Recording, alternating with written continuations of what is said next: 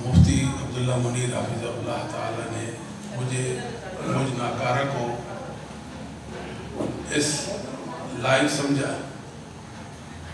کہ میں آپ کے سامنے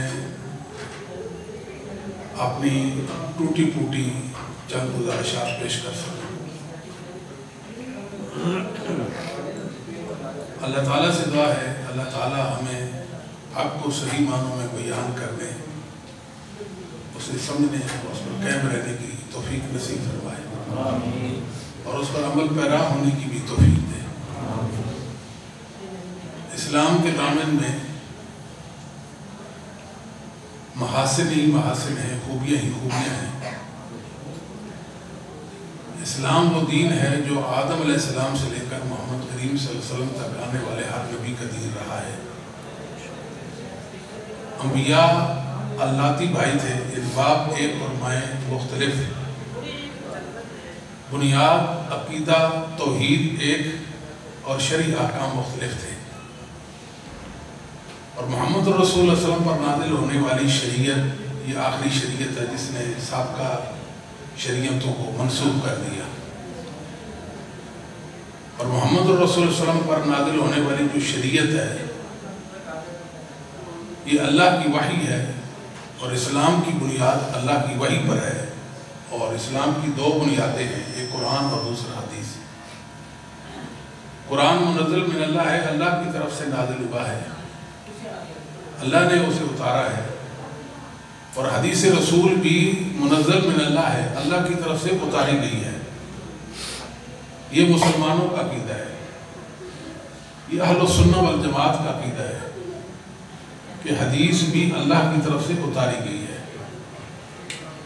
قرآن میں کئی ایک دلائل ہیں جن سے واضح ہوتا ہے کہ حدیث بھی منزل من اللہ ہے، اللہ کی طرف سے اتاری گئی۔ قرآن متن ہے، حدیث اس کی تشریح، اس کا بیان، اس کا تبیان ہے۔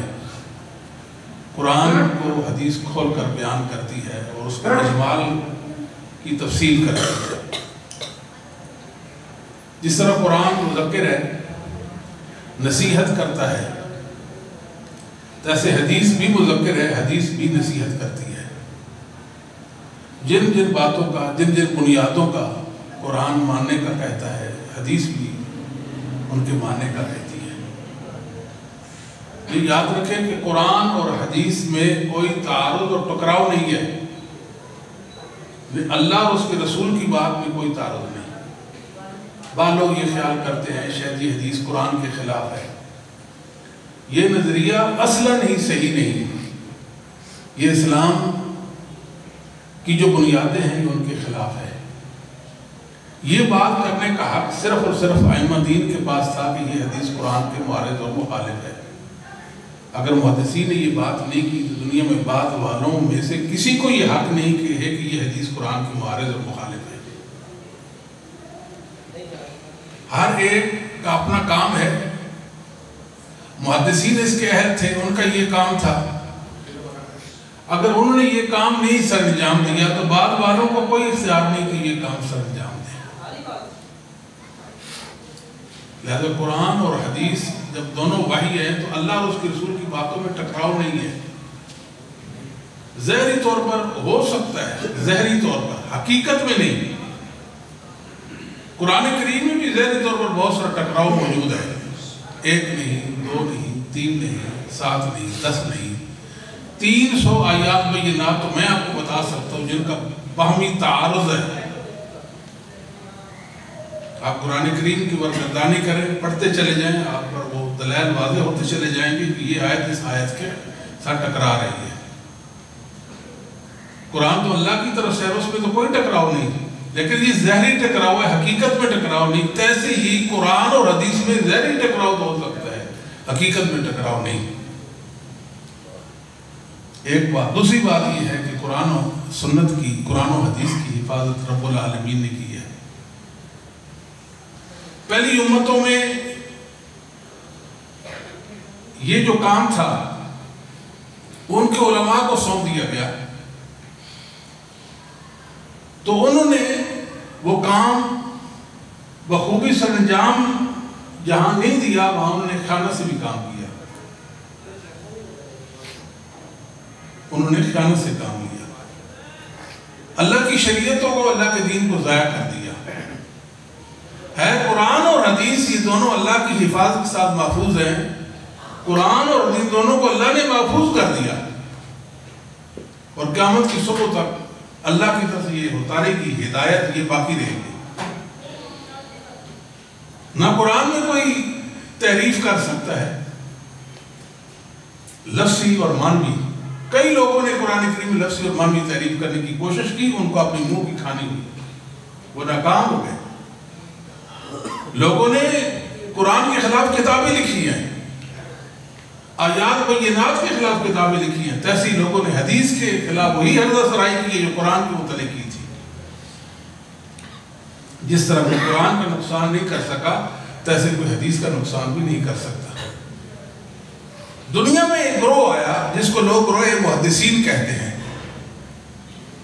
وہ عام حیثیت کے لوگ نہیں تھے، وہ اللہ تعالیٰ کے چنیدہ اور اس کے پسندیدہ لوگ تھے، وہ خاص حیثیت کے لوگ تھے، وہ ہم جیسے نہیں تھے، نہ ہم ان جیسے ہو سکتے ہیں۔ وہ بلند پایا مرتبہ رکھنے والے لوگ تھے، وہ عظمتوں کا استعارہ تھے، ہر دم ان کی حفاظت ہوتی تھی، ان کی پاسبانی ہوتی تھی۔ اور دوسری بات یہ ہے کہ شریعت کی حفاظت کے مختلف ذرائع اور اسباب ہیں۔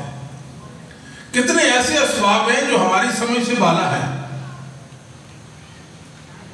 ہم اپنی زندگیاں کھپا دیں، شاید ان اسباب تک ہم پہنچ سکیں کہ ان طریقوں سے شریعت کی حفاظت ہوئی ہے۔ تو شریعت میں کچھ ایسے علوم بھی ہیں جو سیکھنے سے نہیں آتے، اور صرف وہ علم محدثین کے پاس تھا۔ دنیا میں وہ اور کسی کے پاس وہ علم نہیں آ سکا۔ اگر کوئی کوشش بھی کر لیتا پھر بھی اس کو منہ کی کھانا ہوتی اور وہ ناکام ہو جاتا، اس کو علم حاصل نہیں ہو سکتا تھا۔ اس کو ہم علل حدیث کا علم کہتے ہیں، علل حدیث کا علم۔ یہ وہ علم تھا جو سیکھنے سکھانے سے نہیں آتا تھا۔ اللہ تعالیٰ کے کوئی خاص بندے تھے، اللہ تعالیٰ نے وہ علم ان کو ودیت کر دیا تھا۔ خطیب بغدادی رحمۃ اللہ علیہ ایک بلند پایا محدث اور مورخ گزرے ہیں، 463 ہجری میں آپ کی وفات ہوئی ہے۔ تاریخ بغداد آپ کی شرح آفاق کتاب ہے، اور اصول حدیث کا کوئی ایسا پہلو نہیں ہے جس پر آپ نے کوئی کتاب تدوین نہ کی۔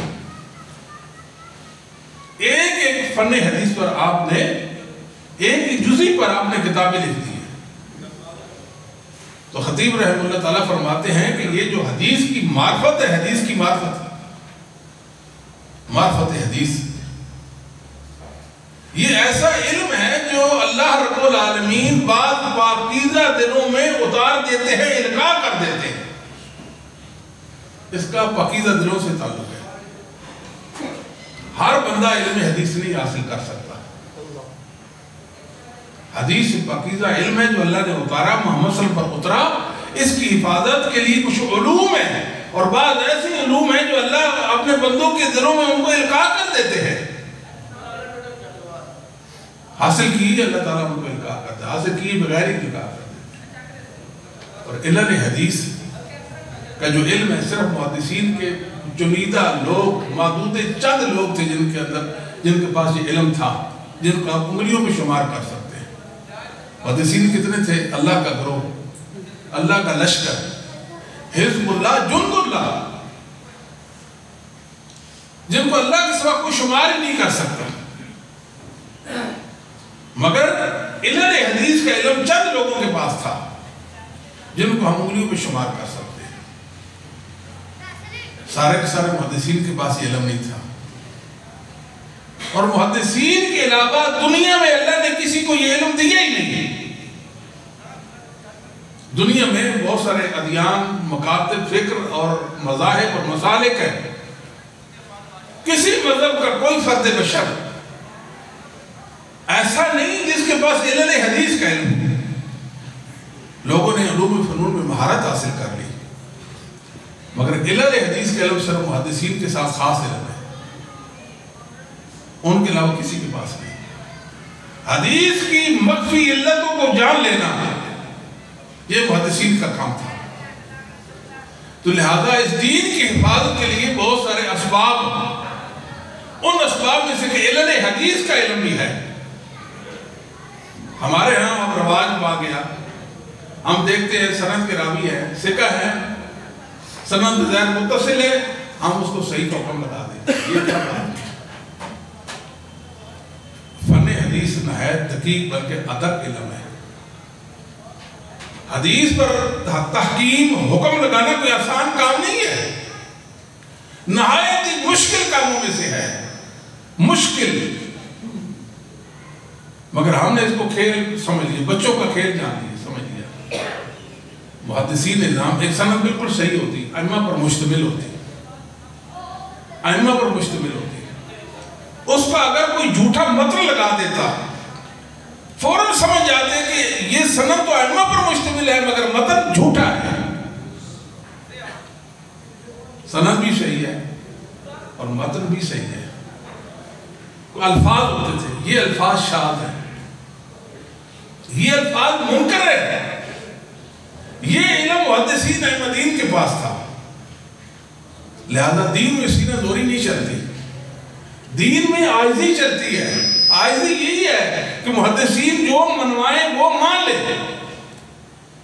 محدثین جہاں کھڑا کرے وہاں کھڑے ہو جائیں، جہاں وہ بیٹھنے کا کہیں وہاں بیٹھ جائیں.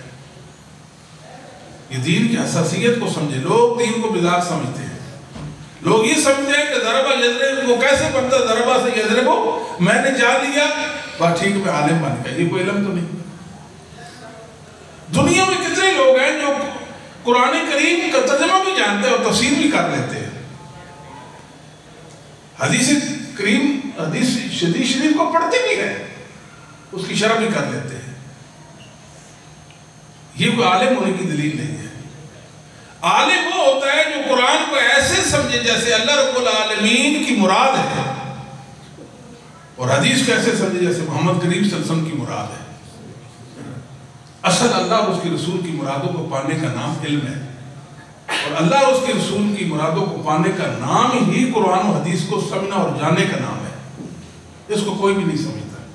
ہر اپنے لوگ سمجھتے بڑا عالم ہے جی، عربیت میں اس کو بڑی مہارت حاصل ہے، لغت میں ایسا اور ایسا ہے، فلاں علم میں فلاں فن میں وہ ایسا اور ایسا ہے. وہ عالم تو نہیں ہوتا.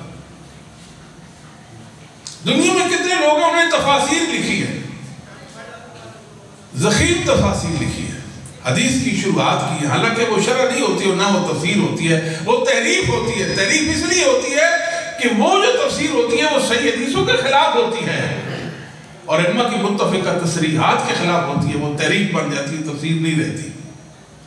لوگوں نے قرآن کریم کی تحریفیں کی ہیں، اپنی تفسیر کو تحریفات سے بھر دیا. لوگ سمجھتے ہیں کہ علمی نقطہ ہے، نکات ہیں علم کے. ایسا نہیں ہے.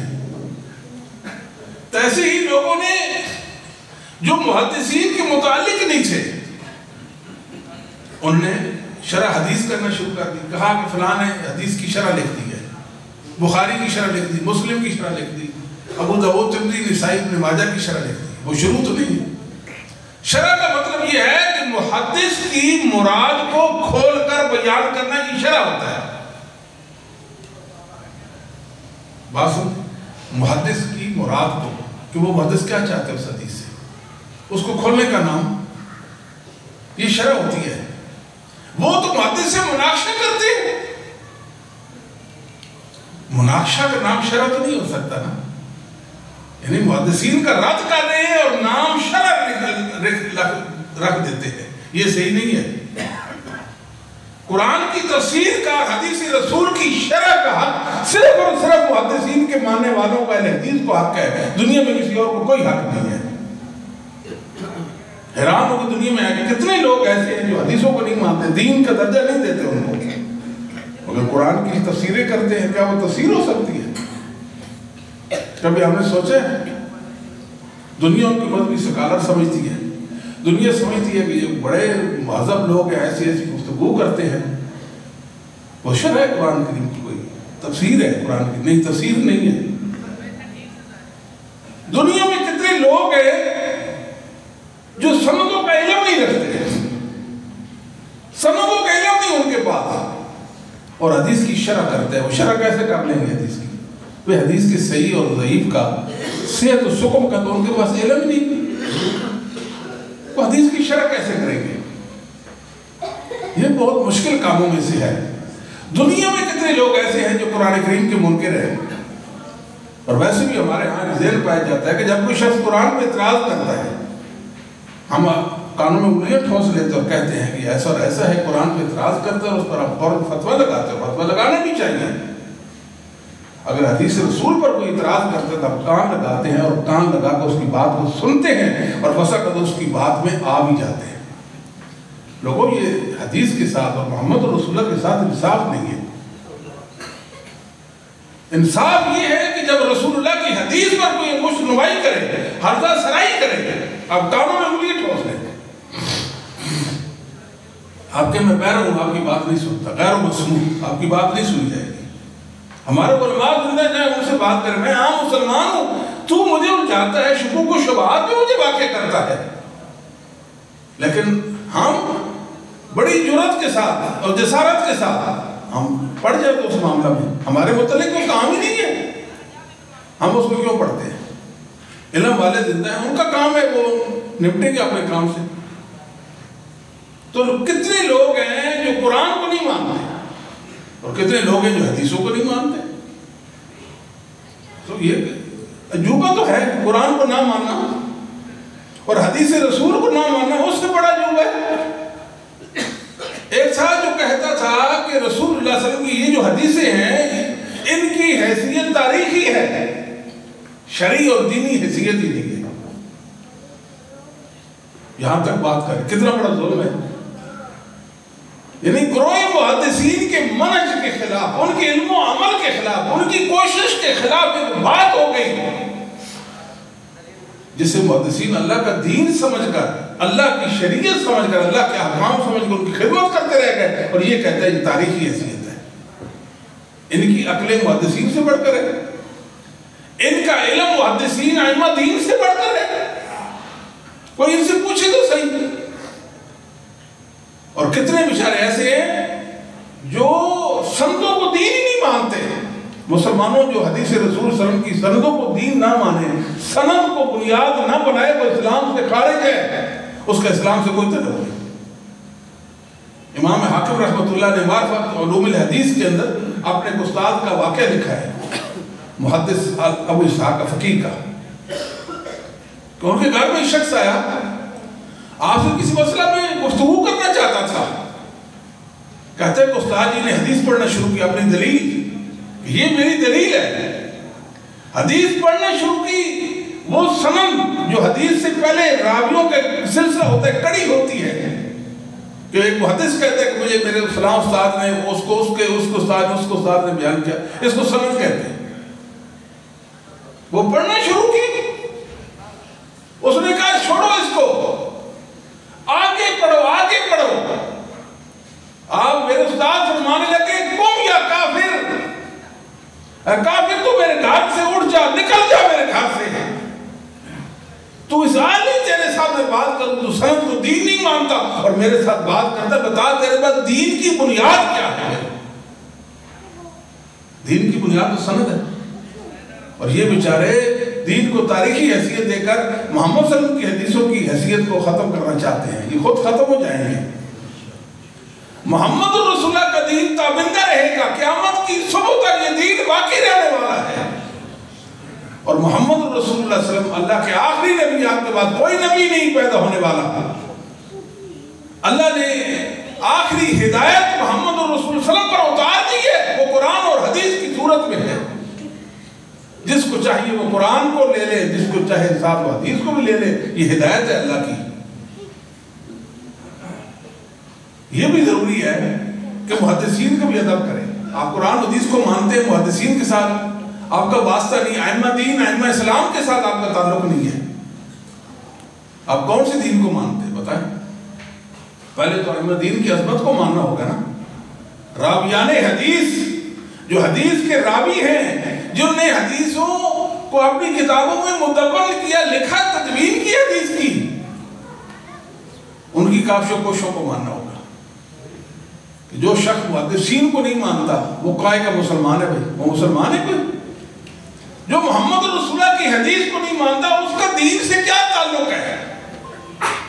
قرآن نے محمد رسول اللہ کی حدیثوں کے منکرین کو، انکار کرنے والوں کو کافر قرار دیا اور ان کا ٹھکانہ انجام جہنم بتایا ہے۔ لہذا قرآن اور حدیث ہمارا دین ہے جس کو ہم وحی سے تعبیر کرتے ہیں۔ اللہ نے دونوں کو اتارا ہے، قرآن کو اور حدیث کو اتارا ہے، اور قرآن کی حفاظت کے لیے اللہ تعالیٰ نے اپنے خاص بندے پیدا کیے اور حدیث کی حفاظت کے لیے بھی اللہ تعالیٰ نے خاص بندے کی پیدا کیے۔ جنہوں نے حدیث کی حفاظت کی انہوں نے قرآن کی حفاظت کی، جنہوں نے قرآن کی حفاظت کی انہوں نے حدیث کی حفاظت کی۔ ائمہ محدثین مفسرین بھی تھے، محدثین تو تھے ہی تھے، اور وہ فقہا بھی تھے، فقہا وہ مجتہدین بھی تھے، وہ صلاحیتوں والے تھے۔ میرے گھر میں ایک صاحب آتے تھے، کسی اور مکتب سے ان کا تعلق تھا، بزرگ تھے اور عالم تھے وہ، تو مجھ سے پڑھنے کے لیے آتے تھے۔ مجھے کہتے ہیں کہ محدثین تو حدیث کے پیچھے پڑے رہے، قرآن کو انہوں نے در خور اتنا نہیں سمجھا۔ تو پھر میں نے ان کو بتایا کہ قرآن کے جمیع علوم، جتنے بھی قرآنی علوم ہیں، سب کی محدثین نے کما حق خدمت کی ہے۔ قرآن کریم کو صحیح معنوں میں سمجھنے والے، اللہ کی مرادوں کو پانے والے ہیں، وہی لوگ ہیں جنہوں نے محمد رسول اللہ کی حدیث کی خدمت کی ہے۔ پھر اس کو ماننا پڑا۔ ایک طویل گفتگو ان کے ساتھ ہوئی۔ الغرض محدثین نظام قرآن اور حدیث دونوں کے خدمتگار ہیں، لہذا آپ نماز پڑھیں تو ائمہ دین کے لیے، ائمہ اسلام کے لیے اللہ تعالیٰ سے دعا کیا کریں۔ اللہ تعالیٰ دنیا میں ہمیں ان کے منہج پر، ان کے علم پر، ان کے عمل پر ہمیں رکھے، اور آخرت میں اللہ ہمیں ان کا ساتھ نصیب فرما دے۔ امام مالک کا ساتھ مانگے، امام شافعی کا ساتھ مانگے، احمد بن حنبل امام اہل سنت کا ساتھ مانگے، امام بخاری اور دیگر ائمہ دین کے ساتھ مانگے، اللہ ہمارا حشر ان کے ساتھ فرما دے۔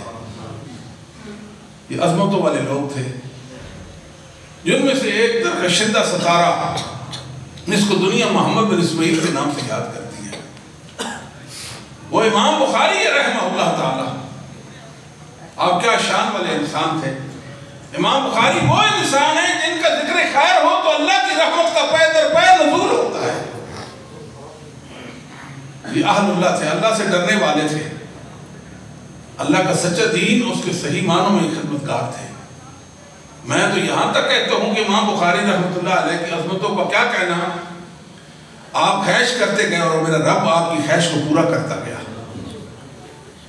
آپ نے دین کی ایسی ایسی خدمت کی، دنیا کو برتہ حیرت میں ڈال دیا۔ امام بخاری رحمۃ اللہ علیہ کے دور اور بعد والے زمانہ کے جو لوگ ہیں، آپ کے لیے آپ کی عظمت پہ رد و نسان ہے، مانتے ہیں کہ آپ امام ہیں۔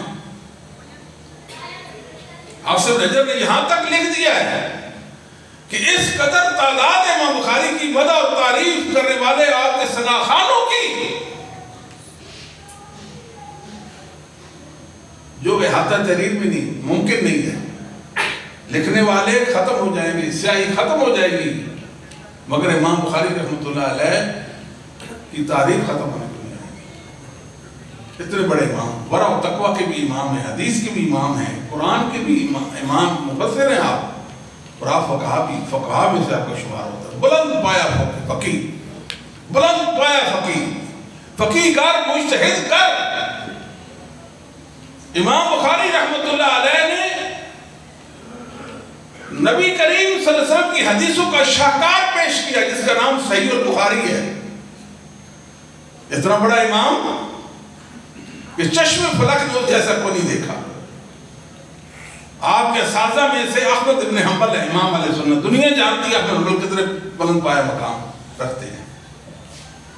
آپ کے اساتذہ میں امام یحییٰ بن معین ہے، یحییٰ بن معین جرح و تعدیل کا امام، اتنا بڑا امام ہے جرح و تعدیل کا، اگر یحییٰ بن معین کو جرح و تعدیل سے نکال دے اسلام کی بلڈنگ دھرام سے نیچے گر جائے گی۔ اتنا بڑا امام جس کی جس کا جنازہ اس چرپائی پر اٹھا جس پر محمد کریم صلی اللہ علیہ وسلم جس چرپائی کو استعمال کرتے تھے اور آپ جس پر آرام فرماتے تھے اور محو استراحت ہوتے تھے، یحییٰ بن معین رحمۃ اللہ علیہ۔ کیا شان والا انسان! علی ابن مدینی امام بخاری کے استاد ہیں، علی ابن مدینی۔ اسحاق بن راہویہ امام صاحب کے استاد ہیں، بڑے بڑے ائمہ، کبار ائمہ، جبل من جبال العلم، علم کے پہاڑ، سمندر، امام بخاری کے استاد ہیں۔ ان سب میں امام بخاری بلند ہیں، اور امام بخاری کے شاگردوں میں امام مسلم ہیں، امام ترمذی ہیں، امام ابن خزیمہ ہیں، ابو زرع رازی، ابو حاتم رازی ہیں، محمد بن نصر المروزی ہیں، اور کبار ائمہ ہیں۔ ان سب امام بخاری بلند ہیں۔ امام بخاری جیسا امام بخاری سے پہلے محدثین میں اور بعد میں کوئی نہیں ہوا۔ آپ محدثین میں ایسے ہی جیسے سیدنا ابو بکر صحابہ میں ہیں،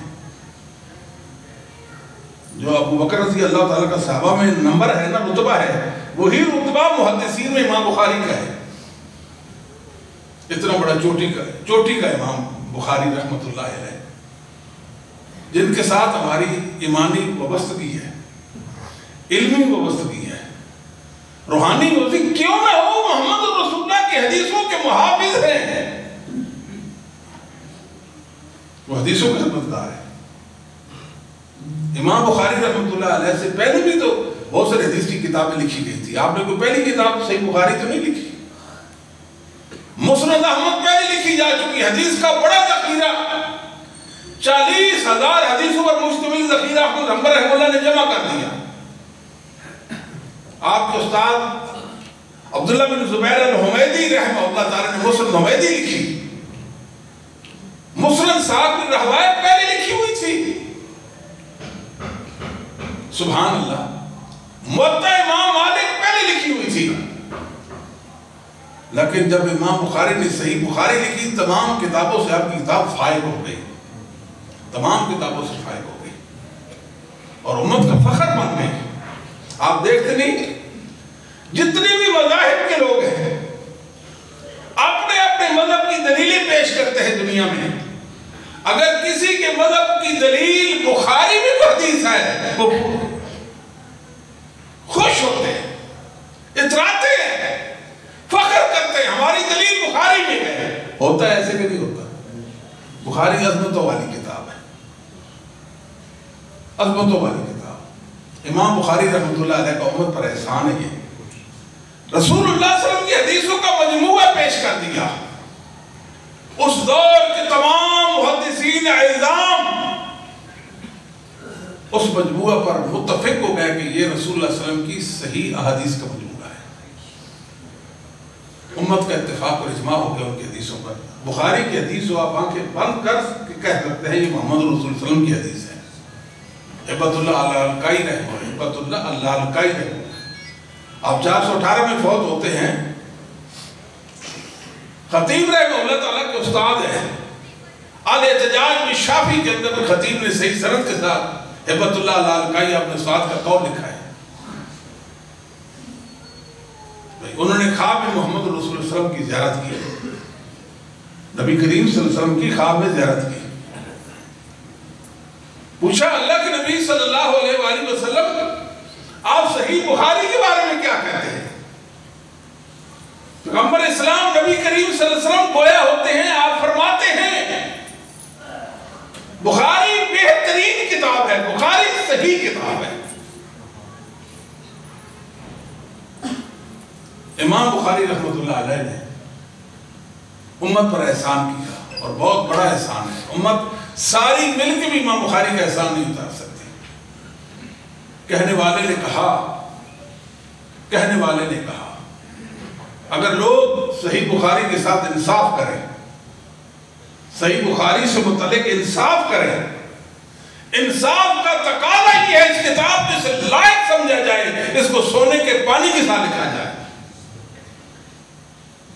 رسول اللہ صلی اللہ علیہ وسلم بخاری کے اندر بولتے ہیں علم کا خزینہ اور گنجینہ ہے، خزینہ و گنجینہ، جو کتب ستہ ہیں، یعنی 6 صحیح کتابیں، بخاری، مسلم، ابو داؤد، ترمذی، نسائی، ابن ماجہ، سب سے صحیح کتاب صحیح بخاری ہے۔ ان 6 میں بلند مرتبہ بھی صحیح بخاری ہے، کل حدیث کی کتابوں میں بھی بلند مرتبہ بخاری ہے۔ پہلے والی جتنی کتابیں لکھی ان میں بلند مرتبہ بخاری ہے، بعد والی جو کتاب لکھی ان میں بھی بلند مرتبہ بخاری ہے۔ جس طرح امام بخاری عظمتوں والے ہیں، تیسے آپ کی کتاب بھی عظمتوں والی ہے،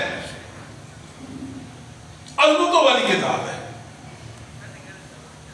امام بخاری رحمۃ اللہ علیہ نے جو پہلی حدیثیں تھی ایسے انداز میں آپ نے پیش کی، ایسے انداز میں پیش کی، دنیا کو مرتا حیرت میں ڈال دیا۔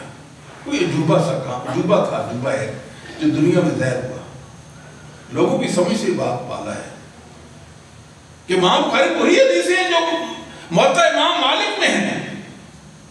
موطا امام مالک کی 481 حدیثیں امام بخاری نے اپنی صحیح کے اندر کوٹ کر دی ہیں۔ بخاری مسلم کے اندر دونوں کتابوں کے اندر 481 حدیثیں موطا امام مالک کی ہیں۔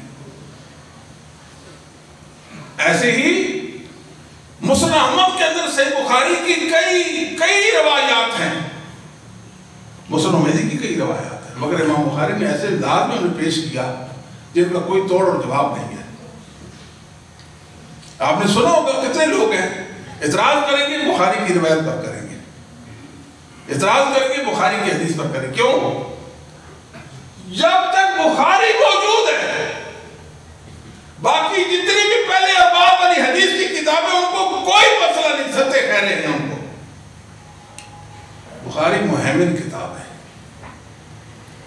حفاظت کرتی ہے، کس کی؟ مسلم کی، ابو داؤد کی، ترمذی، نسائی، ابن ماجہ، دیگر حدیث کی کتابوں کی۔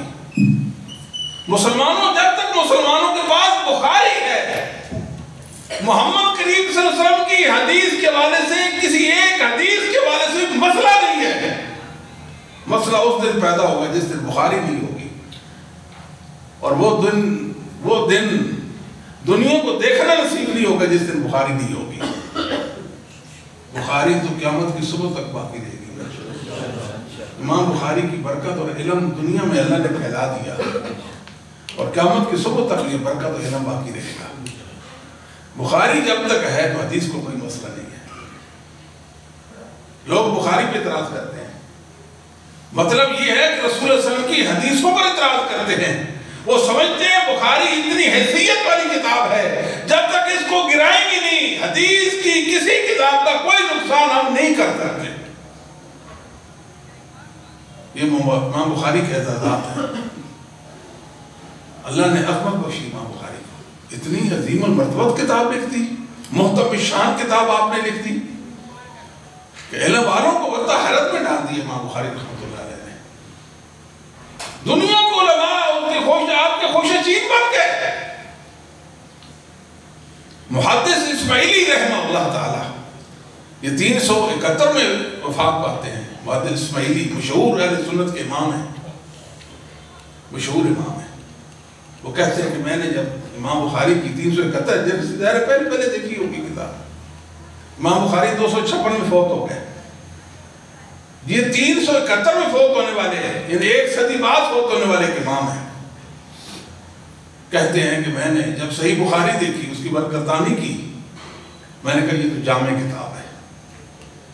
جامع اس کتاب کو کہتے ہیں جو پورے دین کا احاطہ کرتی ہے، پورے دین کے احکام کا احاطہ کر، اس کو جامع کتاب کہتے ہیں۔ یہ تو جامع کتاب ہے، اور ائمہ محدثین نے جامع کتابیں لکھی ہیں، الجامع کے نام سے کتابیں لکھی ہیں۔ صحیح مسلم جامع نہیں ہے، کیوں؟ مسلم میں جو کتاب و تفسیر ہے وہ اس قدر نہیں ہے کہ اس کو جامع بنا دے۔ آپ ترمذی کو کہتے ہیں نا الجامع لترمذی، ترمذی جامع ہے۔ یہ جو کتب ستہ میں 2 کتابیں ہی تو جامع ہیں، ایک کا نام بخاری، دوسری کا نام ترمذی، ایک استاد کی ایک شاگرد کی۔ امام بخاری نے ایسا ذخیرہ حدیث پیش کیا جو ہر مسلمان کی مکمل ضرورت دینیہ کو پورا کرنے والی ہے، پوری دینی ضرورت پورا کرنے والی ہے، جامع کتاب ہے۔ کہتا میں نے دیکھا، پڑھا اس کتاب کو، بڑے تاریخی کلمات کہے. آخری جملہ ان کا کیا تھا؟ آخری کلام یہ تھا، میں سمجھ گیا کہ یہ کتاب اس کی ہو سکتی ہے. اس ہستی نے اس کتاب کو لکھا ہے جس کا علم سمندر سے بھی زیادہ گہرا ہے. محدث اسماعیلی رحمۃ اللہ علیہ کے رماز ہیں صحیح بخاری کے بارے میں. امام بخاری کی معمولی حیثیت کے انسان نہیں تھے، بڑے امام تھے، بڑے امام. امام بخاری رحمۃ اللہ علیہ نے امت کے ساتھ صحیح خیر خائی کر دی، ایسی خیر خائی جس کی کوئی نظیر و مثال نہیں ملتی ہے، کوئی نظیر نہیں ملتی. امام بخاری نے صحیح بخاری کے اندر سب کچھ لکھ دیا، اسلامی عقائد لکھ دی، کتاب التوحید و رد علی الجہمی کتاب لکھی، آخر میں کتاب الایمان لکھی، کتاب العلم لکھی، طہارت لکھی، کرتے کرتے 57 کتابیں امام بخاری نے مدون کر دی صحیح بخاری کے اندر. 4882 ابواب امام بخاری نے اس کتاب کے اندر کر دی ہے، فقہی ابواب. احادیثیں آپ لائے ہیں، تقریباً کہہ سکتے ہیں کہ قریباً 2 درجن کے قریب امام بخاری ایسی حدیثیں لائے ہیں، وہی سند وہی متن آپ دوبارہ لے آئے. اتنی بڑی کتاب کے اندر صرف 2 درجن ایسی حدیثیں لانا کہ جو متن پہلے ذکر کیا وہ آگے بھی ذکر کر دیا، جو سند پہلے ذکر کی وہ بعد میں ذکر کی. باقی جتنی حدیثیں لائے، جو سند لائے الگ سند لائے، جو متن لائے الگ الفاظ کے ساتھ لائے. اگر ایک حدیث کو امام بخاری نے 30 بار صحیح بخاری کے اندر ذکر کیا تو 30 سندوں کے ساتھ ذکر کیا. راویوں کی مطابقت لاتے گئے. اگر متن ذکر کیے تو بتایا اس متن میں یہ الفاظ، اس میں یہ الفاظ، اس میں یہ الفاظ، فوائد ہی فوائد، فوائد ہی فوائد، نکات ہی نکات دیتے گئے بخاری رحمہ اللہ تعالی. دنیا میں بڑے بڑے منکرین آئے، سارے مل کر بھی بخاری کی عظمت کو کم نہیں کر سکے. امام بخاری کی عظمت کو نہیں کم کر سکے، صحیح بخاری کی عظمت کو کم نہیں کر سکے. صحیح بخاری کی حدیثوں کو کیسے گرا دیں گے؟ مسلمانوں ایک حدیث بھی نہیں ہے بخاری کی جس سے مسلمانوں کو محروم کر دیا گیا ہو، ایک حدیث بھی نہیں ہے. کتنی بڑی خوش بختی ہے مسلمانوں کے لیے. یہ محدثین کی کافی کوششیں اور ان کی محنتوں کا نتیجہ ہے. وہ مخلص لوگ تھے، وہ علم والے تھے، وہ اللہ کی محبت میں جیتے تھے، وہ نفوس قدسیہ تھے جن کی برکت کو اللہ نے زمین پر باقی چھوڑا ہے. یہ ائمہ ہی ہیں جو ائمہ خدا ہیں، یہ ائمہ ہی ہیں جو مسلمانوں کے مذہبی رہنما ہیں، ہر دم مسلمانوں کی رہنمائی کرتے ہیں. میں تو کہتا ہوں کہ میں اپنے گھر کے بند کمرے میں ہوتا ہوں، امام مالک میرا ہاتھ پکڑ لیتے ہیں، امام احمد حنبل میرا ہاتھ پکڑتے ہیں، امام بخاری میرا ہاتھ پکڑتے ہیں، امام مسلم میرا ہاتھ پکڑتے ہیں. 1400 سال گزر گئے، 1000 صدیاں گزر گئی، 1000 سال گزر گئے، 10 صدیاں گزر گئی. امام بخاری آج بھی میرے کام آتے ہیں، آج مجھے اللہ کے جنت کا راستہ دکھاتے ہیں، مجھے صراط مستقیم پر گامزن کرنے کی کوشش کرتے ہیں. امام بخاری آج مجھے نیکی کا حکم دیتے ہیں، برائی سے روکتے ہیں. یہ ائمہ ہیں، ائمہ اسلام ہیں. ان کی کوشش لوگوں کی رہی ہے کہ بخاری کی حدیثوں کی حیثیت کم کر دی جائے، پھر باقی حدیثیں مسلمانوں کے پاس نہیں رہیں گی. اس لیے بخاری مضبوط ہے، بخاری مضبوط. بخاری کے راوی معتبر، راوی معتبر. اگر بخاری کے راوی معتبر نہیں تو دین کی بنیاد ہی ہل جائے گی. کیوں؟ اس لیے کہ پہلے اور بعد والی جتنی حدیث کی کتابوں کے اکثر روایات ہیں وہ بخاری کی ہیں. بخاری کے راویوں سے ہاتھ ہونے کا مطلب یہ ہے کہ دین سے ہاتھ ہو دیں، دین سے ہاتھ ہو دیں. ممکن نہیں ہے. میں نے ایک ملحد کو سنا، وہ حدیث جو ہے غار حرا والی، نبی کریم صلی اللہ علیہ وسلم نبوت سے پہلے غار حرا میں جاتے تھے. اس نے کہا یہ صوفیوں کی گھڑی ہوئی ہے، صوفیوں نے گھڑی ہے. اور بخاری نے جو اپنی سند سے ذکر کی ہے وہ سند نہیں پڑی، کہا یہ جھوٹی ہے، صوفیوں نے گھڑی ہے. ہم نے کہا میرے بچوں یہ بات کرنا تو بہت آسان ہے، آج ذرا بیٹھ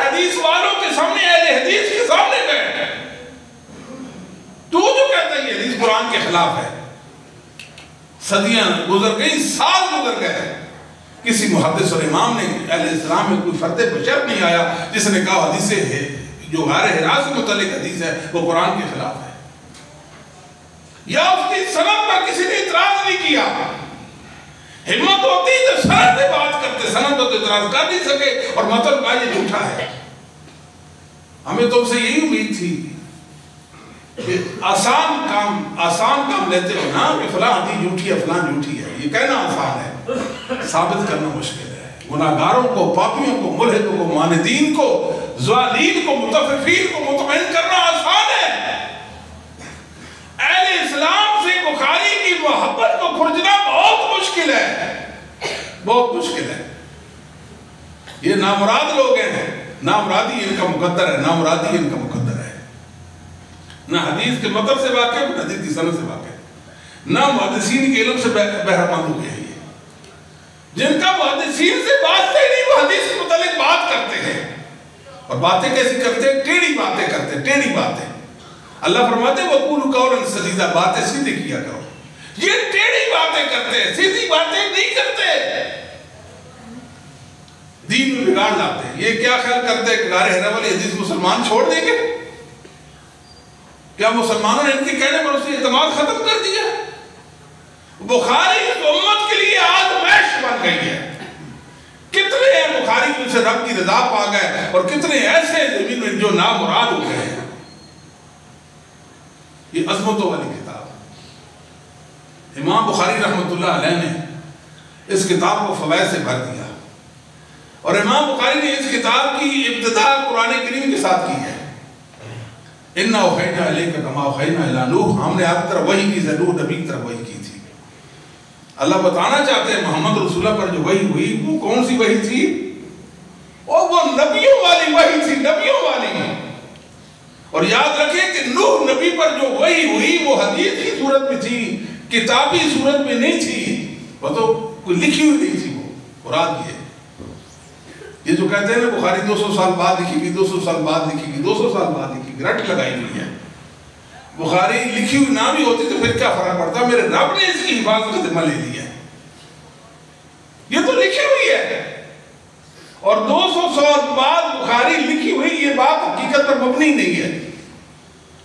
امام بخاری نے یہ جو بخاری کی حدیثیں کوٹ کی ہیں، لکھی ہیں صحیح بخاری کے اندر، اپنی سندوں کے ساتھ لکھی ہیں. یہ اپنے اساتذہ سے لی، ان کے اساتذہ کے پاس یہ حدیثیں اپنی کتابوں میں لکھی ہوئی تھی.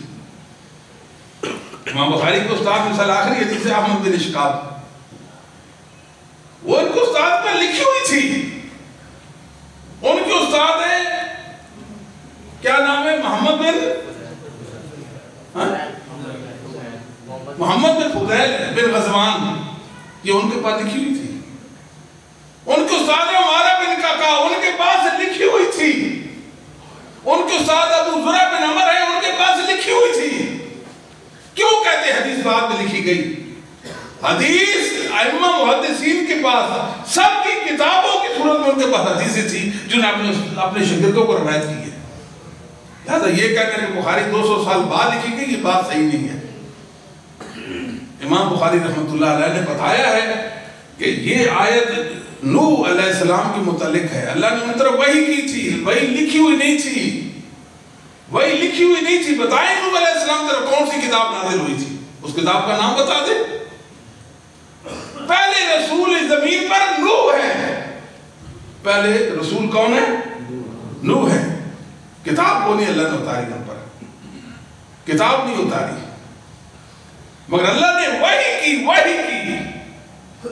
وہی ظاہر ہے وہ نوح نبی کی حدیث ہی تھی نا، وہ حدیث تھی کہ میرے اللہ نے مجھ پر یہ وحی کر دی. قوم نہ مانی، انجام کیا ہوا نوح نبی کی قوم کا؟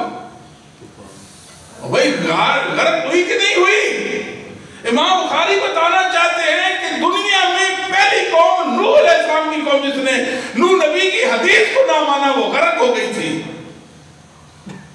لوگوں، یہ محمد رسول اللہ کی حدیثوں کا ذخیرہ جمع کرنے چلا ہوں، ہوشیار باش، کبھی حدیث کا انکار نہ کرنا، غرق ہو جاؤ گے، غرق ہو جاؤ گے، نامراد ہو جاؤ گے. نہ دنیا رہے گی نہ آخرت رہے گی، رب کی رضا نہیں پا سکو گے، باغی بن جاؤ گے. باغی معصیت تمہارے اندر آ جائے گی، بے دین ہو جاؤ گے، ملحد ہو جاؤ گے، توحید سے ہاتھ دھونے پڑیں گے، پھر محمد رسول اللہ کی محبت اور عقیدت تمہارے اندر نہیں رہ جائے گی۔ پھر یہ بتانا چاہتے ہیں امام بخاری، یہ بھی بتانا چاہتے ہیں کہ حدیثوں کی حیثیت تاریخی نہیں بلکہ شرعی اور دینی ہے، کیونکہ حدیث اللہ کی وحی کا نام ہے۔ وما ينطق عن الهوى ان هو الا وحی يوحى، اللہ تعالیٰ فرماتے ہیں محمد صلی اللہ علیہ وسلم کا نطق صرف اور صرف آپ کا بول صرف اور صرف وحی ہے۔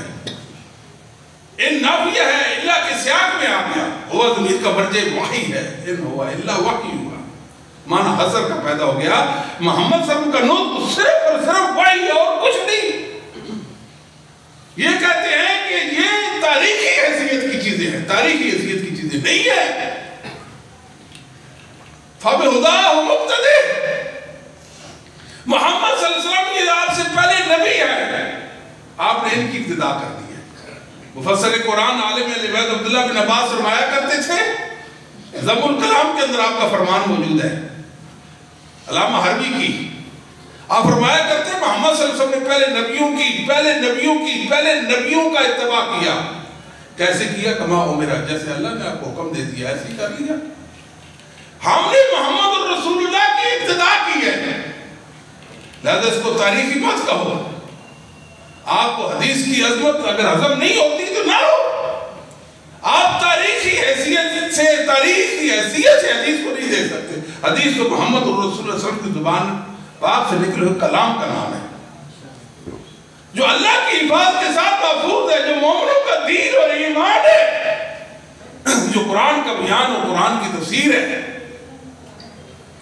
لَقَدْ كَانَ لَكُمْ فِي رَسُولِ اللَّهِ أُسْوَةٌ حَسَنَةٌ، ایک محرک کو اللہ تعالیٰ نے یہ کہہ دیا ہو، جس کی بات کی حیثیت تاریخی و اللہ کہتے ہیں یہ تمہاری اسوہ ہے۔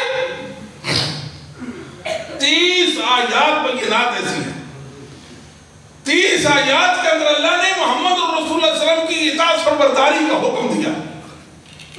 30 آیات کے اندر، 2.5 درجن آیات کے اندر اللہ تعالیٰ نے محمد صلی اللہ علیہ وسلم کے اتباع کا، آپ کی پیروی کا حکم دیا ہے۔ اور بعض آیات میں صرف محمد صلی اللہ علیہ وسلم کا ذکر ہے، اللہ رب العالمین کا بعض ذکر بھی نہیں ہے۔ اللہ نے قرآن کو اتارا اور حدیث کو بھی اتارا، قرآن بھی محفوظ، حدیث بھی محفوظ۔ یہ بیچارے کڑتے رہتے ہیں، آئے دن یہ کڑتے رہتے ہیں، یہ وویلا کرتے ہیں، ازیان الٹی سیدھی باتیں کر لیتے ہیں۔ آسان ہے یہ تمہارے لیے، ایک دن آئے گی، اس کو دنیا قیامت کا دن کہتی ہے، اس کو لوگ یوم قیامت کہتے ہیں۔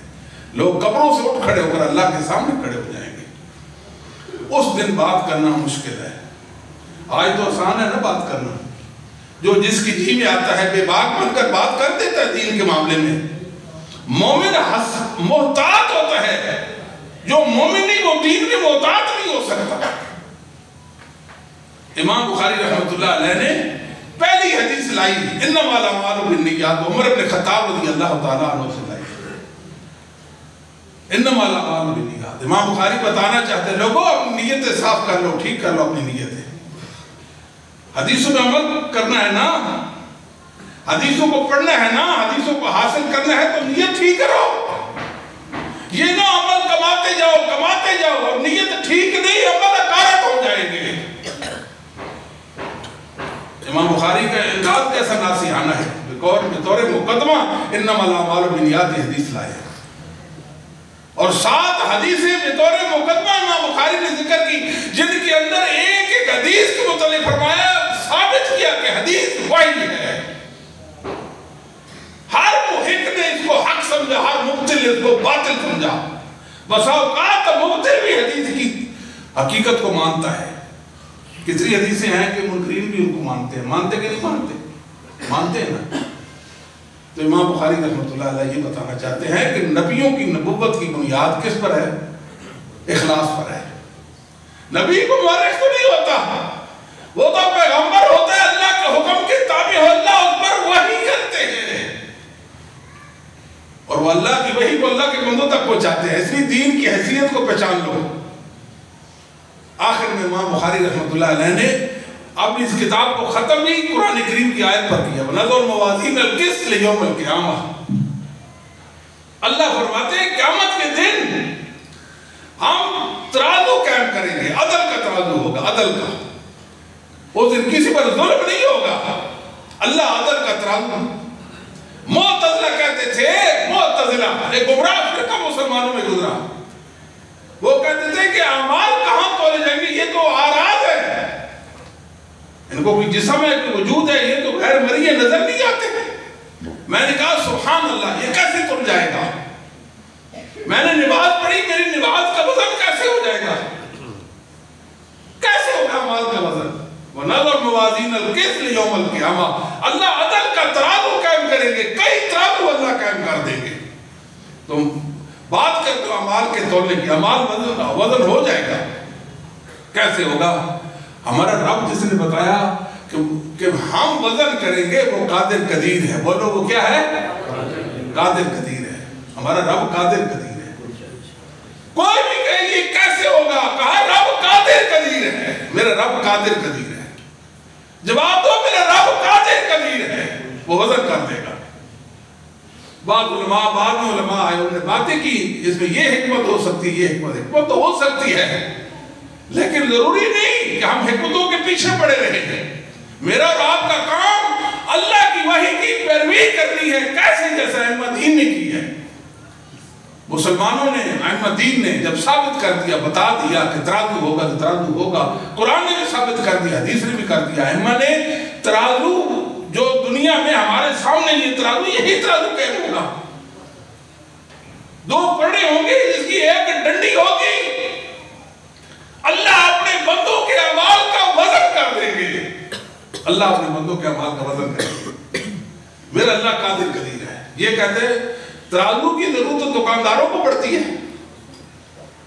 اللہ نے فرما دیا کہ ہم عدل کا ترازو قائم کریں گے، ہم اپنے رب کی بات پر کیسے اعتراض کر سکتے؟ امام بخاری رحمۃ اللہ علیہ نے یہ بھی بتایا ہے کہ عدل کا ترازو انسانوں کے اعمال اور اقوال تولے جائیں گے، اقوال جو ہم کہتے ہیں، جو ہم کرتے ہیں، ایک ایک کا وزن ہو جائے گا، ایک ایک کا وزن ہو جائے گا، اعمال تولے جائیں گے، اعمال کرنے والے بھی تولے جائیں گے، انسانوں کو بھی تولا جائے گا، عمل کرنے والوں کو بھی تولا جائے گا۔ عبداللہ بن مسعود رضی اللہ تعالیٰ کی پنڈلیاں نحیف کمزور سی پنڈلیاں تھیں، ایک دن صحابہ ہنس رہے ہیں، آپ فرمایا کیوں ہنس رہے ہو؟ اللہ کے نبی عبداللہ بن مسعود کی پنڈلیوں کو دیکھ کر ہنس رہے ہیں، فرمایا روز قیامت روز پہاڑ سے وزن کی ہوگی، اللہ عبداللہ بن مسعود کی پنڈلیوں کو تول دیں گے، ان کا تو وزن ہوگا۔ سیدنا ابو ہریرہ رضی اللہ تعالیٰ سے ایک حدیث ہے، فرمایا اِنَّهُ لَيَأْتِي الرَّجُلُ الْعَظِيمُ السَّمِينُ یوم القیامہ، کہ قیامت کے دن ایک شخص لائے جائے گا، بھاری بھرکم جسم والا لائے جائے گا، موٹا تازہ انسان لایا جائے گا قیامت کے دن، لا یزن عند اللہ جناح بعوضہ، اللہ کے اس کا وزن مچھر کے پر کے برابر بھی نہیں ہوگا، وزن ہوگا کہ نہ ہوگا؟ پھر ابو ہریرہ رضی اللہ تعالیٰ، حافظ الاسلام ابو ہریرہ رضی اللہ تعالیٰ عنہ، مسلمانوں اگر محمد رسول اللہ کے حدیثوں سے محبت کرتے ہو تو پھر راوی حدیث حافظ الاسلام، راوی الاسلام ابو ہریرہ سے بھی محبت کرو، جیو دنیا میں ابو ہریرہ کی محبت بھی جیو رضی اللہ تعالیٰ، اس لیے کہ ابو ہریرہ محمد رسول اللہ صلی اللہ علیہ وسلم کا تھا، ابو ہریرہ سے محبت کو دین بنا لو، دین۔ امام بخاری رحمۃ اللہ علیہ بھی کیا شان والے تھے، آخری حدیث ابو ہریرہ رضی اللہ تعالیٰ سے ذکر کی ہے، آخری حدیث، اور اس حدیث کو امام بخاری نے اپنی صحیح کے اندر 3 بار ذکر کیا، کتاب الدعوات کے اندر بھی، باب فضل تسبیح، تسبیح کی کیا فضیلت، اللہ کی تسبیح کی فضیلت کیا ہے، امام بخاری نے بتایا یہ اذکار، یہ دعائیں، یہ بھی دین ہے۔ پھر امام بخاری رحمۃ اللہ علیہ نے کتاب الایمان والنذور کے اندر یہ حدیث ذکر کی ہے، ایک شخص جس نے قسم اٹھا لی، آج دن کو میں کلام نہیں کروں گا، آج دن کو میں کلام نہیں کروں، اس نے نماز پڑھ لی، تسبیح کر لی، تکبیر پڑھ لی، اسے لا الہ الا اللہ کہہ دیا، آج وہ حانس گناہگار ہوگا یا نہیں ہوگا؟ امام بخاری بتانا چاہتے ہیں یہ اس کی نیت پر ہے. اگر اس کی نیت میں یہ ہے کہ میں یہ کلام بھی نہیں کروں گا اور اس نے سبحان اللہ الحمدللہ لا الہ الا اللہ کہہ دیا تو گناہگار ہو جائے گا. اگر اس کی نیت میں یہ ہے کہ میں کلام تو نہیں کروں گا مگر نماز پڑھ لوں گا تسبیح پڑھ لوں گا لا الہ الا اللہ کہہ دوں گا تو گناہگار نہیں ہوگا. یہ اس کی نیت پر ہے. امام بخاری رحمۃ اللہ علیہ نے کتاب التوحید کا آخری باب اعمال کے حوالے سے لوگوں یاد رکھو اللہ کی محبت میں جینا شروع کر دو اور اس عقیدے کے ساتھ جیو کہ اللہ میرے اعمال سے واقف ہے اور روز قیامت میں اللہ میرے اعمال کا وزن کرے گا. اس سے آپ کا ایمان بڑھے گا. پھر نیکی چن چن کے کرو گے نا, محمد کریم صلی اللہ علیہ وسلم کی اداؤں کو اپناؤ گے نا, اپنے ظاہر اور باطن کو رسول کریم صلی اللہ علیہ وسلم کے تابع کر دو گے تاکہ روز قیامت میرے اعمال کا جو پرڑا ہے وہ بھاری ہو جائے. اللہ اکبر. انسانوں کے جو اعمال ہیں وہ بھی تولے جائیں گے اور جن دفاتر میں عمل لکھا گیا انہیں بھی تولا جائے گا. اچھا میں بخاری کی بات کر رہا تھا. امام بخاری رحمۃ اللہ علیہ نے باب حفظ العلم کے نام سے ایک باب کہی کتاب العلم کے اندر علم کو حفظ کرنے کے حوالے سے بات کی. جتنی حدیثیں اس باب کے ذہن میں لائی ہیں ساری کی ساری ابو ہریرہ سے لائی ہیں. امام بخاری بتانا چاہتے ہیں ہریرہ اول دین کا حافظ اور آخری حدیث میں ابو ہریرہ رضی اللہ تعالیٰ سے لائی ہے. ابو ہریرہ مفسر بھی تھے اور ابو ہریرہ محدث بھی تھے. ابو ہریرہ فقیہ بھی تھے. جس کو محمد رسول کی صحبت میں 3 سال رہنا نصیب ہو کیا وہ فقیہ نہیں ہوتا ہے؟ بولیے. اس کو فقہ کا حظ وافر مل جاتا ہے. ابو ہریرہ تو کہا کرتے تھے میں بے قدر ضرورت جینے کی حد تک کھا کر محمد صلی اللہ علیہ وسلم کی حدیثوں کو حفظ کرتا ہوں اور یاد کرتا ہوں. جس طرح ایک مزدور ہوتا ہے مزدور, آپ نے گھر میں مزدور لگایا, فیکٹری میں مزدور لگایا, کام کر رہا ہے. وہ یہ تو نہیں کہ مجھے کھانا دے دو, مجھے چائے پلا دو, آپ نے دے دی, پی لی, کھانا کھلا دیا تو کھا لیا, اور جیسا دیں گے تیسا کھا لے گا, بات نہیں کرے گا. میں سیر نہیں ہوا, میں بھوکا رہ گیا. اس نے اپنا کام کرنا ہے. ابو ہریرہ کا کام محمد رسول اللہ کی حدیثوں کو حفظ کرنا اور جمع کرنا تھا. پیٹ پہ پتھر باندھے, بھوکا پیاسا رہ کر, حتیٰ کہ انسانی تاریخ نے ملاحظہ کیا ابو ہریرہ ایک دفعہ بھی ہوش ہو گئے تھے بھوک کی وجہ سے, آپ نے ڈھال ہو گئے تھے. یہ بھی صحیح بخاری سے ثابت ہے, آپ نے ڈھال ہو گئے تھے. اللہ اکبر. ابو ہریرہ کو کیا میرے اللہ نے عظمتیں دی ہیں. امام بخاری کہتے ہیں ابو ہریرہ کو عظمت رسول اللہ صلی اللہ علیہ وسلم کی حدیثوں کی وجہ سے ملی ہے, لہذا آپ بھی حدیث کو مان لو, عظمت پا جاؤ گے, آپ بھی عظمت پا جاؤ گے. آج لوگ عقلی اعتراض کرتے ہیں, بات شریعت پر دین پر عقلی اعتراضات کرتے ہیں. عقل نہیں مانتی, اور تمہاری عقل ہے کیا جو اللہ کی وحی کو ٹھکراتی ہے؟ تمہیں محمد رسول کس حیثیت کا اللہ کا رسول مانا, بتاؤ وہ حیثیت بتاؤ جس حیثیت سے اللہ کا رسول مانا. اللہ راس العین محمد صلی اللہ علیہ وسلم نے اگر کوئی بات فرما دی ہے, وہ چھوٹی سی بات ہوتی ہے, یہ عقلی اعتراضات کرتے ہیں, عقل نہیں مانتی. ہم کہتے ہیں آؤ ہم سے پوچھو نا, ہماری عقیدت بھی معلوم کرو. پہاڑ سے بڑی بات محمد صلی اللہ علیہ وسلم فرما دے سر آنکھوں کی. ہم نے عقل محمد رسول اللہ علیہ وسلم کے قدموں میں ڈال دی ہیں. اللہ کے نبی جو منوانا چاہیں ماننے کے لیے تیار ہے. ابو ہریرہ رضی اللہ تعالیٰ نے حدیث بیان کی, نبی پاک صلی اللہ علیہ وسلم کو فرمانے گرامی ہے, کلمتان حبیبتان, 2 کلمے ہیں جو اللہ کو محبوب ہیں. اللہ بھی کئی چیزوں سے محبت کرتے ہیں. یہ کلمے ہیں, یعنی ایسی دعائیں ہیں, ایک ذکر ہے جس سے اللہ محبت کرتے ہیں, اللہ کو محبوب ہے. اللہ کی محبت ثابت ہے. میری اور آپ کی محبت, انسانوں کی محبت کیسے, جیسے ہمارے متعلق ہے. اور محمد رسول اللہ صلی اللہ علیہ وسلم نے بیان کیا اللہ بھی محبت کرتے ہیں. قرآن بھی اللہ نے اپنی محبت کا ذکر کر دیا. تو میں عرض کر رہا ابو ہریرہ رضی اللہ تعالیٰ نے وہ حدیث بیان کی کہ موٹا تازہ انسان آئے گا, موٹا تازہ انسان, اللہ کے ہاں اس کا وزن مچھر کے پر کے برابر بھی نہیں ہوگا. ابو ہریرہ فرماتے ہیں اقرأوا, پڑھ لو پھر قرآن. تم جو کہتے ہو یہ حدیث قرآن کے خلاف ہے, یہاں تو حدیث قرآن کے ساتھ میچ کر رہی ہے. فلان مقیم لہم یوم القیامت وزنا, ہم روز قیامت ان کا وزن ہی نہیں کریں گے,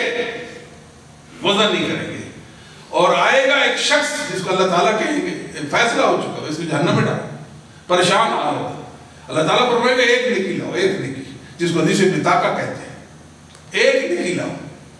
وہ کہے گا کہ میرے پاس نیکی نہیں ہے، اور 99 گناہوں کے دفاتر حد نگاہ تک پھیلے ہوں گے، اللہ ساری کائنات سے اس کو الگ کر دیں گے، کل کائنات کے سامنے وہ ناطق و پریشان حال ہوگا، میں ایک نیکی کہاں سے لاؤں؟ اللہ تعالیٰ فرمائیں گے بتاؤ میرے فرشتوں نے آپ پہ ظلم تو نہیں کیا؟ میرے فرشتوں نے آپ پہ ظلم تو نہیں کیا؟ تو اس وقت اس کو ایک نیکی کا کہا جائے گا، اور وہ عاجز آ جائے گا، کہا میرے پاس کوئی نیکی نہیں ہے۔ اللہ رب العالمین فرمائیں گے ایک نیکی ہے آپ کی، اس نے خلوص کے ساتھ دنیا میں ایک دفعہ کہا ہوگا اشہد ان لا الہ الا اللہ وان محمد رسول اللہ۔ وہ نیکی، وہ بطاقہ، وہ جس کاغذ پر لکھا ہوا کلمہ، جس کاغذ پر لکھا ہوگا، اس کو ترازو کے پڑے میں رکھ دیا جائے گا، اس کے گناہوں کے 99 دفتر دوسری طرف رکھ دی جائے گی، یہ وزنی ہو جائے گا، دفتر ہلکے ہو جائیں گے، اللہ اس کو جنت میں بھیجیں گے۔ اللہ اپنے بندوں کے گناہوں کے دفتر اور نیکیوں کے دفتروں کا بھی وزن کریں گے۔ میرا اللہ قادر قدیر ہے، اللہ قادر قدیر ہے، اللہ حساب لے لے گا، یوم حساب ہو جائے گا۔ اللہ اکبر، فرمایا کلمتان حبیبتان، دو کلمے جو اللہ کو محبوب ہیں، کلمتان حبیبتان الی الرحمن، رحمان کا کیوں ذکر کیا؟ اللہ الی الرحیم کیوں نہیں کہا؟ الی الغفور کیوں نہیں کہا؟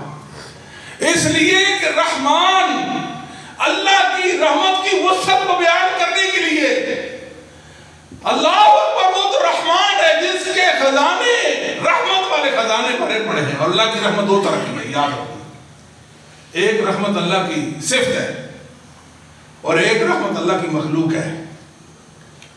الرحمن جس کی رحمت کی کوئی انتہا ہی نہیں ہے، آپ کہہ دیں سبحان اللہ و بحمدہ سبحان اللہ العظیم، وہ بہت نوازنے والا ہے، اخلاص کے ساتھ، محبت کے ساتھ، کلمتان حبیبتان الی الرحمن، فعلان کا وزن کس چیز کو سب ظاہر کرنے کے لیے آتا ہے، خفیفتان علی اللسان، زبان پر انتہائی ہلکے، کوئی بوجھل نہیں، آپ پڑھتے جائیں، سارا دن پڑھیں سبحان اللہ و بحمدہ سبحان اللہ العظیم، آپ تھکیں گے نہیں، آپ کے قوا کمزور نہیں ہوں گے، توانائی آپ کی صرف نہیں ہوگی۔ ایک بزرگ نبی پاک صلی اللہ علیہ وسلم کے پاس ہے، اللہ کے محبوب اسلام کی شرائع احکام بہت پھیلے ہوئے ہیں، میں بوڑھا ہو گیا ہوں، میری رہنمائی فرما دیں، مجھے بھی اسلام کا ایسا عمل بتا دیں جس کے ساتھ میں جڑ جاؤں۔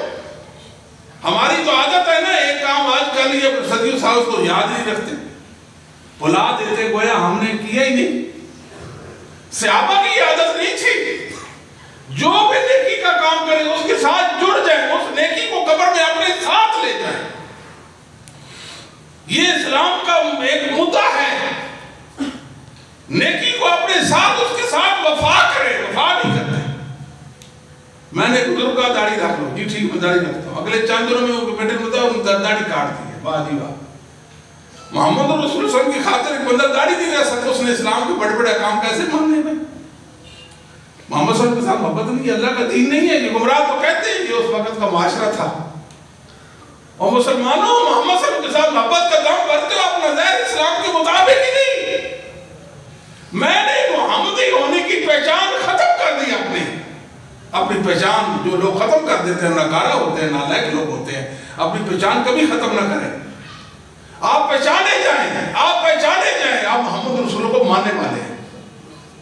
لوگ پھپکیاں اڑائیں گے، باتیں کریں گے آپ کی داڑھی پر، آپ کی شلوار ٹخنوں پر، لوگ باتیں کریں گے، آپ نے محمد رسول اللہ کی خاطر ہر بات کو سہ لینا ہے، اللہ کے دین کے ساتھ چمڑ جائیں اور معیاری مسلمان بنیں، معیاری مسلمان بنیں، اپنے عقیدے کی خیر، عقیدے کا بھی خیال رکھیں، اعمال کا بھی رکھیں، بہترین انسان بنیں۔ سبحان اللہ۔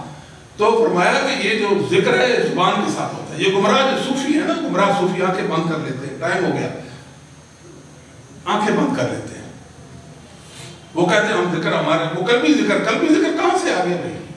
ذکر تو لسانی ہوتا ہے، اور بعض ایسے ہیں جو ہو کرتے ہیں، اللہ اللہ اللہ اللہ اللہ اللہ اللہ کرتے ہیں، اللہ ہو، یہ کوئی ذکر نہیں۔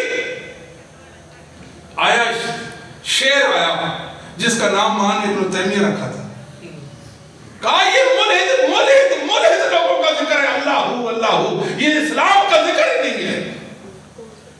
آج جب صوفی سوال کرتا ہے کیا دلیل ہے ابن تیمیہ کے پاس، وہ کہتا ہے کہ ملحدین کا ذکر ہے، اس لیے کہ اللہ نے ذکر کے متعلق کوئی وحی نہیں اتاری، نہ یہ قرآن سے ثابت ہے، نہ حدیث سے ثابت ہے، نہ محمد رسول اللہ صلی اللہ علیہ وسلم سے ثابت ہے، نہ صحابہ سے، نہ تابعین سے، نہ تبع تابعین سے، نہ ائمہ دین سے۔ یہ دین کہتا ہے، یہ ملحد لوگوں کا ذکر ہے۔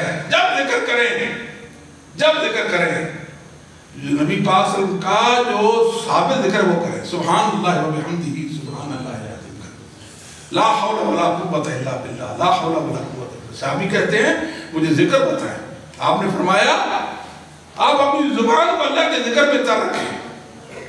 وہ لوگ بڑے خوش نصیب ہوتے ہیں جن کو اپنے رب کی رضا میں جینا نصیب ہو جاتا ہے، ہر وقت اپنی زبان پر اللہ کا ذکر جاری کرتے ہیں۔ اللہ تعالیٰ ہمیں بھی ذاکرین میں سے بنا دے، اللہ ہمارے دلوں میں اپنی محبت پیدا فرما دے، اللہ رب العالمین ہمارے گناہوں کو نیکیوں میں بدل دے، اپنے لطف و کرم کے ساتھ اپنی رحمت کے ساتھ بدل دے۔ ثقیلتان فی المیزان، فرمایا میزان ترازو ہو جائے گا، ترازو قائم ہو جائے گا۔ یہ سبحان اللہ و بحمدہ سبحان اللہ العظیم کا ذکر روز قیامت ترازو میں بھاری ہو جائے گا۔ رحمان کو محبوب ہے، جو چیز میرے رب کو محبوب ہے، جو چیز میرے رب رحمان کو محبوب ہے، اگر وہ چیز ہم اپنائیں تو کیا اللہ کے رحمان کا محبوب بنے گی کہ نہیں بنے گی؟ ڈیروں پر رکھتے اللہ نصیب فرمائے۔ کتنے لوگ ہیں جن کی تنگ ہیں، میں جانتا ہوں انسان ہم سے رابطہ کرتے ہیں، میں رہیے میرا وہ ہے، رزق کے حوالے سے باتیں کرتے ہیں، صحت کے حوالے سے باتیں کرتے ہیں، کتنی انسان پریشانی ہے۔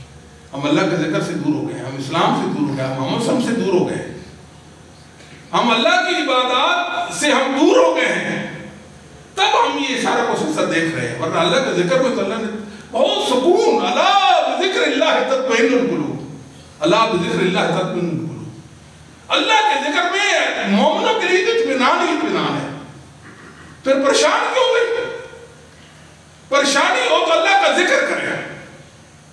حتیٰ کہ بعض علماء یہ بھی کہتے ہیں، علم والے عقل والے یہ بھی کہتے ہیں کہ اگر انسان پریشان ہو اور مسجد میں آذان ہو، آذان بھی اللہ کا ذکر ہے، آپ توجہ کے ساتھ آذان سنیں، اللہ آپ کی پریشانی کو دور فرما دیں گے۔ ہوتا ہے ایسے کہ نہیں؟ اللہ کا ذکر معنی رکھتا ہے بھائی، تو سبحان اللہ و بحمدہ اس کے اندر تخلیہ اور تحلیہ ہے۔ اللہ تعالیٰ کے بارے میں آپ کہتے ہیں سبحان اللہ، میرا اللہ پاک ہے، میرا اللہ عیوب سے پاک، جس کو میں اللہ مانتا ہوں اس میں کوئی عیب نہیں ہے۔ لوگوں کے الہوں پہ موت نہیں آ جاتی تھی، مر جاتے ہیں نا جن کو لوگ مخلوق میں جن کو الہ مانتے ہیں، موت نہیں آتی۔ میرا اللہ عیوب سے پاک ہے، میرا اللہ سبحان اللہ، میں عقیدہ رکھتا ہوں، میں عقیدہ بناتا ہوں کہ میرا اللہ عیوب سے پاک ہے، اس میں کوئی کمزوری کوئی نقص نہیں ہے، منزہ کر دیا میرے اللہ، میں نے اپنے رب کو ہر طرح کے عیب سے، صرف اللہ کے عیب سے نفی کر دینا ناکافی ہے۔ کمال کیسے آئے گا؟ اللہ کے لیے ہر خوبی ہر صفت کمال وہ ثابت کرے گا، بات سمجھے، وہ ثابت کر دیں گے پھر کمال آ جائے گا۔ سبحان اللہ و بحمدہ سبحان اللہ۔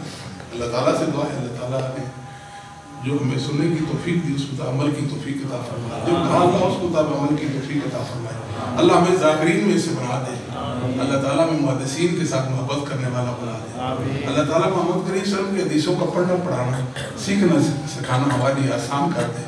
اے اللہ تیرے خزانوں میں آسانی ہے، ہم تجھے آسانی کا سوال کرتے ہیں، اللہ تو ہماری آسانیاں نازل فرما۔ اللہ جن مشایخ اعظام نے جن سادہ نے محترم مفتی صاحب نے کوشش کی ہے، اللہ ان کی کوشش کو اپنی بارگاہ میں قبول فرما۔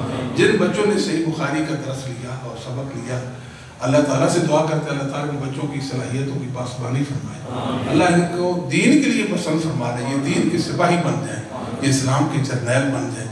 اللہ تو ہماری دعاؤں کو مستجاب فرما۔ وقل قولی ھذا واستغفر لي ولكم ولسائر المؤمنين والمؤمنات والمسلمين والمسلمات۔